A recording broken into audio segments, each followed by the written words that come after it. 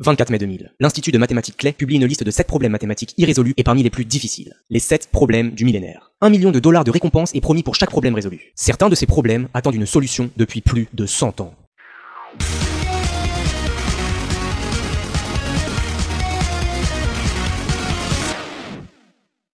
La conjecture de Poincaré. Ce problème est le seul problème de la liste à avoir été résolu à ce jour, par le russe Grigori Perelman. Perelman est un véritable génie, certainement un des plus grands géomètres de tous les temps. Après de brillantes études en Russie, il part travailler aux États-Unis, et il s'intéresse sérieusement à la conjecture irrésolue de Poincaré. Après quelques temps, il pense pouvoir la résoudre, mais il dit qu'il lui faut du calme et de la solitude. En 1995, il rentre en Russie et disparaît pendant 7 ans. En 2002, il publie sur internet la démonstration de la conjecture de Poincaré. Il faudra 6 mois au plus grand mathématicien pour comprendre le raisonnement de Perelman, et 4 ans pour vérifier totalement sa démonstration. La conjecture de Poincaré et sa résolution, c'est l'apogée, c'est comme gravir le sommet de l'Everest. Mais le plus étonnant dans cette histoire, c'est qu'il a refusé les 1 million de dollars de récompense, ainsi que la médaille Fields, qui est l'équivalent du prix Nobel pour les mathématiques. Il aurait refusé à cause de désaccords avec la communauté scientifique. Ah oui, et la conjecture porte sur la topologie algébrique, c'est-à-dire l'étude avec des outils algébriques des déformations spatiales de certaines formes et objets. Henri Poincaré l'a énoncé en 1904, et la voici.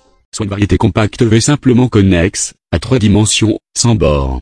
Alors V est homéomorphe à une hypersphère de dimension 3.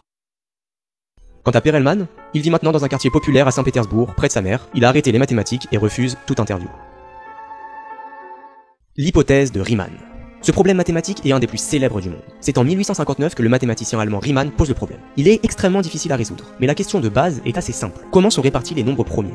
Pour essayer d'y répondre, Riemann va utiliser une fonction définie sur les nombres complexes. Vous savez, ces nombres avec une partie réelle et une partie imaginaire. Riemann observe qu'il y a un lien entre les zéros de cette fonction, c'est-à-dire les valeurs en laquelle elle s'annule, et la répartition des nombres premiers. Et il observe que lorsque la fonction s'annule, la partie réelle du nombre complexe est égale à 1,5. L'hypothèse de Riemann est donc, tous les zéros de cette fonction ont tous pour partie réelle 1,5. Sauf quelques zéros triviaux qu'on trouve en -2, -4, -6, etc. Avec le temps, de nombreux zéros de la fonction ont été vérifiés, et à chaque fois, la partie réelle est effectivement égale à 1,5. En 1953, on a vérifié plus de 1000 zéros grâce à l'utilisation des premiers ordinateurs. Puis dans les années 2000, grâce à l'utilisation de l'informatique répartie, on dépasse les 1000 milliards de zéros vérifiés. Mais en mathématiques, ces vérifications ne sont pas des preuves, il faut le démontrer pour être sûr que c'est toujours le cas. David Hilbert, un des plus grands mathématiciens, aurait dit à propos de ce problème: si je devais me réveiller après avoir dormi 1000 ans, ma première question serait: l'hypothèse de Riemann a-t-elle été prouvée? Les équations de Navier-Stokes. Les équations de Navier-Stokes font partie des plus importantes équations de toute la physique, et en particulier de la mécanique des fluides. Le principal objectif de ces équations est de décrire le mouvement des fluides, liquides ou gaz. Elles sont utilisées pour prédire la météo, décrire les courants dans les océans, optimiser les ailes des avions, etc. Elles constituent un système d'équations aux dérivées partielles non linéaires. Ces équations sont extrêmement difficiles à résoudre. Mais en 2003, un mathématicien du Kazakhstan, Mukhtarbai Otelbaev, prétend avoir résolu le problème. Il publie un article de 100 pages écrit en russe. Malheureusement pour lui, la communauté scientifique trouva des fautes de raisonnement et invalida sa preuve. Le problème reste irrésolu pour le moment. La conjecture de Birch et Swinnerton-Dyer. Dans les années 1960, les mathématiciens britanniques Birch et Swinnerton-Dyer effectuèrent de nombreux calculs sur l'un des tout premiers ordinateurs, l'EDSAC. Ils firent des calculs sur les points et les propriétés des courbes elliptiques. Il est très difficile de comprendre cette conjecture, même pour un mathématicien expérimenté. Je ne pourrais donc pas beaucoup vous éclairer sur le sujet, mais voici l'énoncé. Pour toute courbe elliptique sur le corps des rationnels, l'ordre d'annulation en 1 de la fonction L associée est égal au rang de la courbe. Pour le moment, cette conjecture n'a été démontrée que pour des cas particuliers. La théorie de Yang-Mills.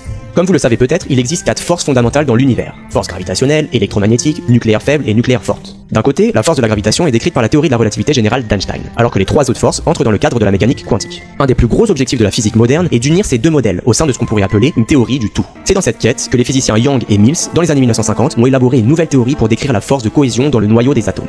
Bien que la théorie ait été en partie vérifiée par les accélérateurs de particules et simulations informatiques, certaines propriétés observées restent mystérieuses et ne sont pas démontrées mathématiquement. Il reste donc à théoriser ces propriétés pour que la théorie de Young-Mills soit totalement prouvée. La conjecture de Hodge. C'est certainement le problème le plus difficile à comprendre car il demande des connaissances très avancées en mathématiques. Il réunit 3 domaines différents: la géométrie algébrique, la topologie et l'analyse complexe. L'énoncé de la conjecture, proposé en 1950 par l'écossais Sir William Valence Douglas Hodge, est extrêmement technique. Accrochez-vous, on peut la résumer ainsi. Il est possible de calculer la cohomologie d'une variété algébrique projective complexe à partir de ses sous-variétés. Alors, ne vous inquiétez pas, moi non plus je n'ai rien compris. Il faut savoir qu'aujourd'hui, on n'a même pas de piste sérieuse pour la résoudre. En tout cas, il est certain que sa démonstration sera un véritable trésor mathématique. Le problème P égale NP. C'est sûrement le problème irrésolu le plus connu en informatique théorique. Essayons de le comprendre. On distingue de grandes familles de problèmes, P et NP. Les problèmes dans P sont les problèmes faciles à résoudre. Un ordinateur peut les résoudre assez rapidement et efficacement. Les problèmes dans NP sont les problèmes dont les solutions sont faciles à vérifier. Par exemple, dans l'équation 2 plus x égale 5, la solution est facile à trouver. 5 moins 2 égale 3, donc x égale 3. De plus, l'équation est facile à vérifier.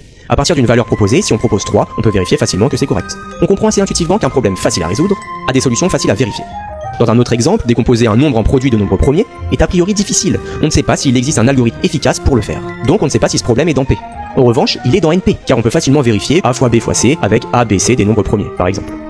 Donc le problème P égale NP se résume à une solution facile à vérifier est-elle facile à trouver. Personne n'a jamais réussi à répondre à cette question.